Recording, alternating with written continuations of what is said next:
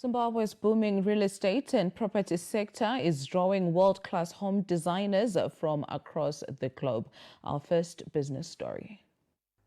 Tapping into the growing real estate sector and to suit changing tastes of property investors, a Chinese company, Oppein International, has expanded its presence in the Southern African region by stepping into the Zimbabwean market. Zimbabwe is experiencing a very serious real estate growth, evidenced by construction expansions almost in every city, and particularly Harare has witnessed quite a number of continues to witness a number of new projects coming in clusters, in apartments, densification, new suburbs coming up, including even high density. Very excited for us, the customers, to be able to get something that's world-class, something that you can find in the first world here in Zimbabwe. We appreciate the initiative of the government to invite the Chinese to be part of our business development programs.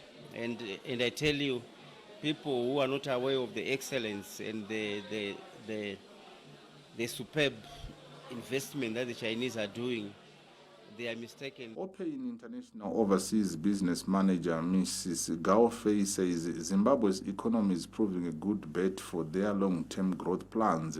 It's my first time in Zimbabwe, okay, and I have already stayed here 3 days. During these 3 days, I visited the market, I really see this market. I think Oppein has a big opportunity here because we see a lot of construction outside.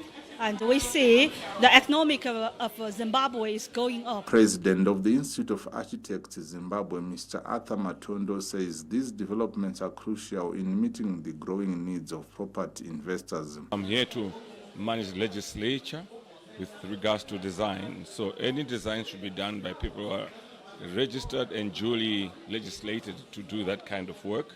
I'm impressed with what I've seen here, and I think it takes a burden off architects. The Chinese company is already operating in many African countries, and its arrival on the local scene helps to modernize the local real estate sector.